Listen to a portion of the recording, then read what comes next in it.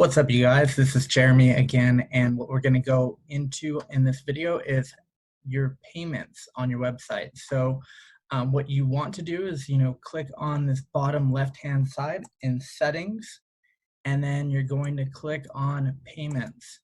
Now, I've already done some of this just to make sure I'm not, sharing my credit card information and all that with the rest of the world. But what you're going to do when you first come in here is click there should actually be a button here that says finish or complete or finalize. You're going to click that and it might be up here. I'll just click manage.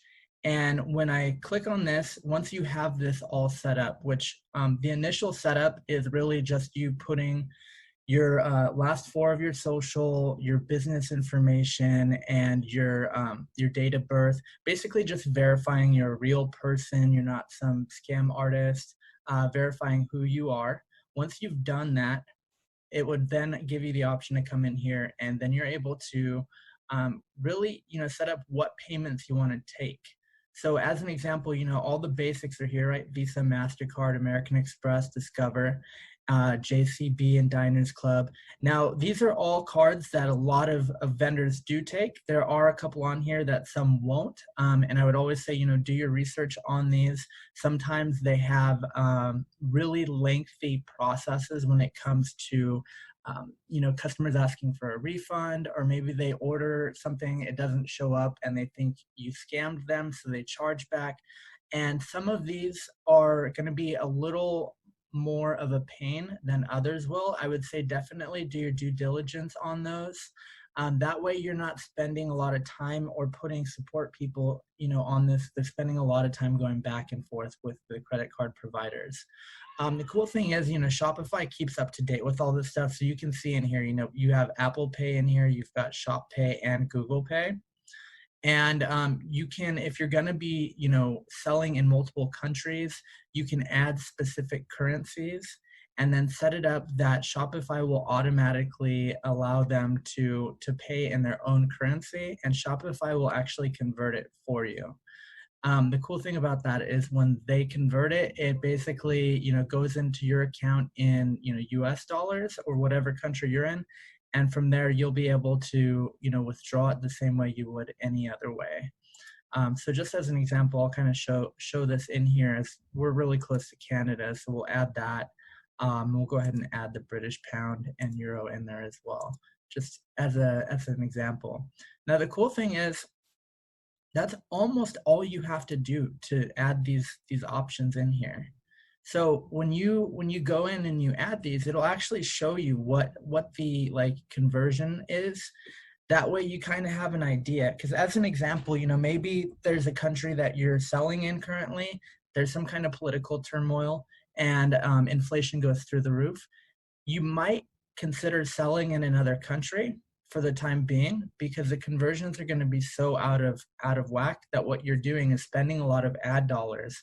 But then here in your store, nobody from that country is coming through because it's just too high of a price for them because of the conversion problems. But as you can see, it took 2 seconds to add that in there, that we now take payments from multiple countries and all kinds of different payment methods. I wouldn't necessarily recommend this. There are a couple of instances where price rounding is a good idea, but that's not typically going to be the case, because if you're pricing the way we're going to teach you in this course, you'll never have to round your prices. Like you can see, I already added my bank info in there. It goes right to your bank account. You just submit your account and routing number, and they'll automatically deposit it for you. Now, you can edit this. So as an example, let's say you have one account, which I wouldn't necessarily recommend, but if you only have one account that all of your payments are going to, you can edit this so that when you get a deposit, let's say you have 3 stores, you have the store name here, and okay, this is coming from my Jeremy Sandell Shopify store. So then anytime I get a deposit automatically, I know, okay, that's where that came from. And the cool thing is, Shopify doesn't make you wait. They can let you, take payments on business day every single day, Monday through Friday. You can do it weekly. And really unless you're really strapped when you're first getting started, I would honestly say, doing it on a weekly basis isn't a bad idea, because if you're getting a lot of sales, what will happen is you'll have a bunch of sales, and then somebody will read an article and see a Facebook comment, and then they charge back. And now you've got this like weird, crazy customer that's like getting, basically charging back whatever they paid you. If you're getting a deposit every business day, it could be that ends up putting you in the negative with Shopify, and then that alerts Shopify. So you want to make sure that your account's always good with Shopify. Everybody gets chargebacks. It happens. It's not a really big deal. As long as you're being ethical, you're doing the right thing, it's going to happen regardless. But having the setup for weekly, if you can, is going to keep you from ever having the problem that maybe you just received a payout, and then you're getting a chargeback and it's showing you're in the negative with Shopify. You can absolutely set up your fraud prevention here too. Just make sure that, if the postal code verification doesn't fit, that it completely declines it. That'll keep you from having people order and then their order can't even be shipped. So this saves you money, but it also saves the customer from, ordering something and then never receiving it too. And on the last part of this, you can set this up for test mode. That way you're able to actually go in and test the payments. It's one thing that we do a lot of, whether that's in our store or it's on our ads, is we're constantly in Farmer's Cart testing things. We don't ever just assume because we've done ads that have been successful before or anything else on our site. We never assume that we're past testing. Now, with all that being said, that's just the beginning of setting up your payments. Now, if you go back in here, you're going to see you can add, PayPal to this. You can add Amazon Pay. You can also use third-party providers. So if you already have maybe payment processors you're using with other companies, or there's a payment processor that you're more comfortable using or that you want to use, you can connect that there. And if you're not really familiar with this, I would say maybe, work with somebody on getting this done. But a lot of the times these are just set up through an API. It's really simple, copy and paste code.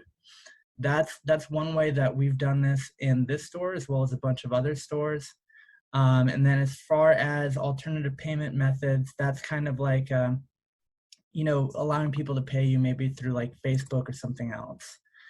Now, when it comes to this last part, there's really no need for this, but it is something that you can do, and that's manual payments. Now, if you have this set up, what happens is a customer would place an order, and then you wouldn't take a payment when they place the order. You would have to manually get their payment. And the problem with that is what it ends up doing is it creates a lag time between the customer having that desire to buy something and actually paying for it. And if you've worked in sales, or if you haven't worked in sales before, one of the biggest killer of deals is time. The more time between somebody saying, yes, I want this, and them actually paying for it, the less likely they are to actually pay for it. So at any point that you're running your business, unless you're doing, custom work that you're really having to put a lot of detail and it takes a lot of time like that, I wouldn't recommend using these manual payments, just because it's something that essentially is going to cost you a lot of the sales that you would be making otherwise.